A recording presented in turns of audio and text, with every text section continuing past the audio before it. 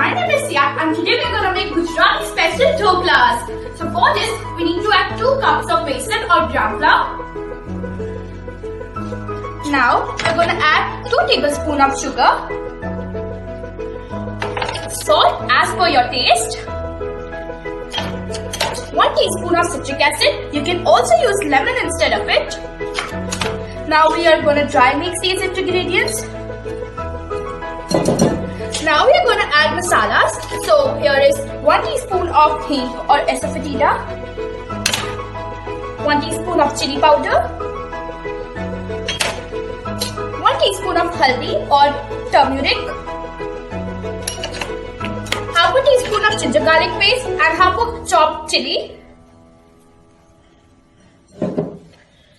Now we are going to mix it. Now I'm going to add 2 tablespoons of curd.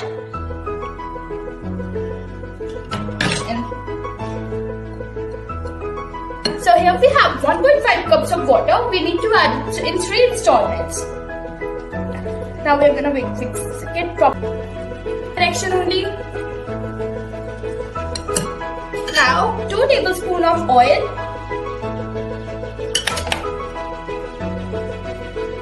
Now we are going to mix it for 5 to 6 minutes. After waiting it for 5 to 10 minutes, our consistency should be perfect like this. And now we are going to put it rest for 10 to 15 minutes more. We have boiled our water here for steaming our dhoklas. Now we are add this can in it. After giving the rest for 10 to 15 minutes, we are going to add eno or baking or fruit salt in it. You can also use baking powder instead. We have to gradually mix it for 1 minute. There should be no lumps in the eno. Now I have kept my dhokla batter in my steamer and now I am going to cover it for 10 to 15 minutes. 15 minutes now and let me check it. So as you can see it's a little sticky, so I'll keep it more for 5 minutes. Now after 20 minutes we'll check it. So as you can see it's perfectly alright. We are going to close the flame and we need to keep it covered for we need to add 2 tablespoons oil in our kadhai. Heat it for a little time.